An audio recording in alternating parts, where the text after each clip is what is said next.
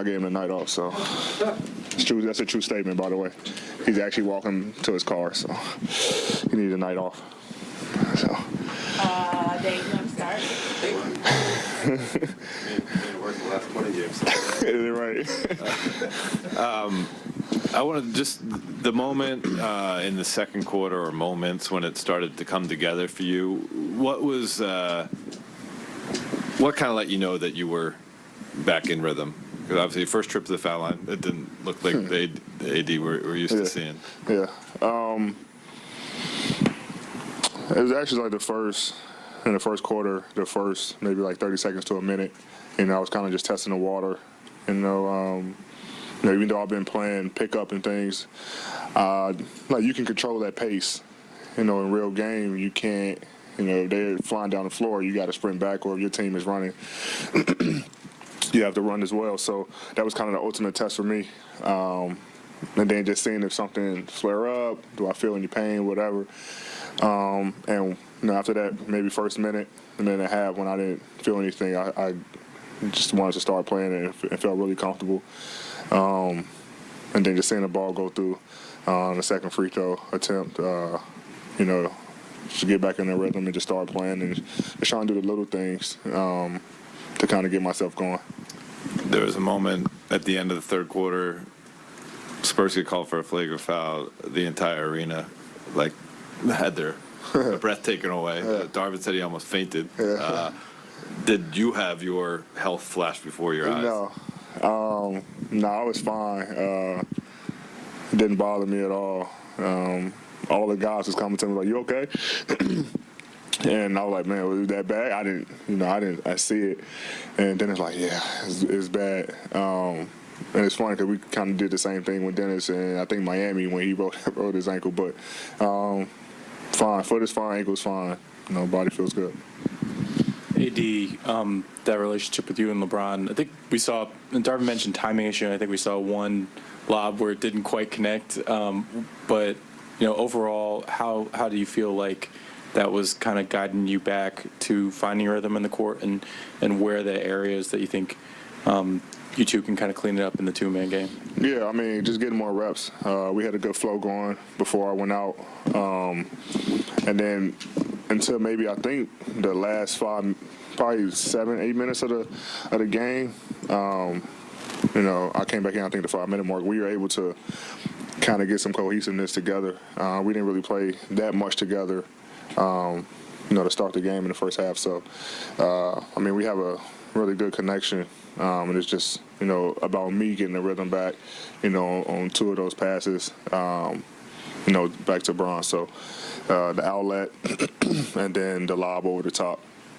But we've been teammates long enough to know, how our connection is, and I'm pretty sure it'll be fine. Once I get back in the starting lineup, we have more reps with me and him in that two-man game.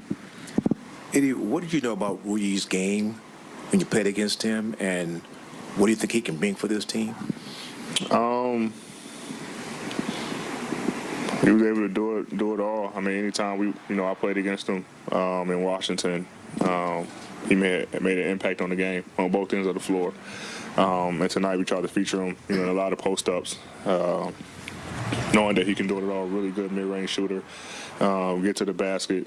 He got a back to the basket game, face up, can shoot the ball. So usually some of the plays that and I got to talk to coach about this, but some of the plays we run for me, we ran for him tonight.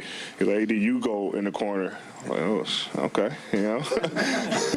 No, but and we just kept running. I was telling the guys, keep going to it. The action where Rui goes in the post, and just tell them, and if they don't double, you don't pass.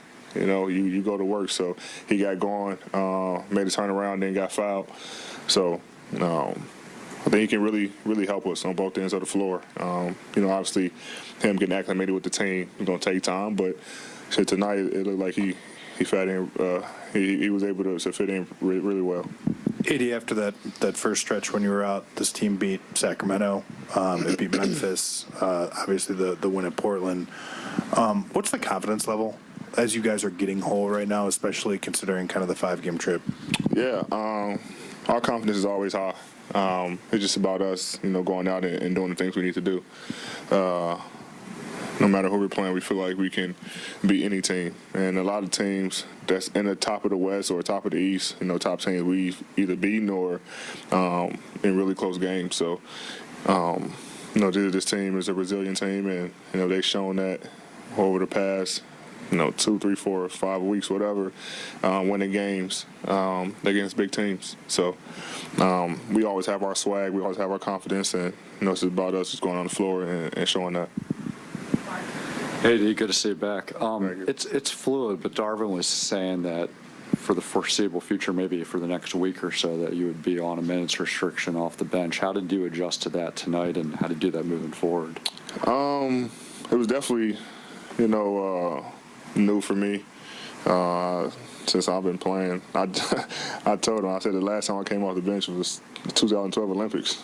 I haven't came off the bench since I've been in the league. So, but whatever it takes. I definitely understood it. I was fine with it. Tried to stay ready and went in and did what I had to do. But it's definitely a different road. Trying to, you warm up, and then you sit down, and then you go in. That was different for me, but felt good. I felt good out there. Steve. Welcome back. Thank you. You're about to enter a remarkable 10-day period, I think, with you've been in the Olympics, you've been an NBA champion, college champion, and now you're going to be part of this excitement, I guess, as LeBron breaks this record. You're close to LeBron, I know. You guys have a great relationship. How excited are you for him, and what do you think it means to be able to break this legendary record? Well, for me, I think it's just great. I think, watching him, since I was younger, he's been like a role model, idol, type for me. And we actually had the conversation when I first got here. I used to go to his camp, like all this. I look up to him, like, man, I want a picture. And now, we're close mates and end up winning that championship that year. So it all comes full circle. But I'm pretty sure if you ask LeBron, what it means to him to break the record. I think he said something already that he never thought to do something like that, but he's more about winning. So if he, which is impossible, but if he didn't break it this year and we won, like he wouldn't care. So, but I knew how he felt, when he passed Kobe, and so like to be number one, like it's definitely an honor to be a part of when the time happens and to see, he does things on the floor that's unreal and probably only he can do. So to witness that and, witness greatness and witness history, courtside seat, and I'll take it.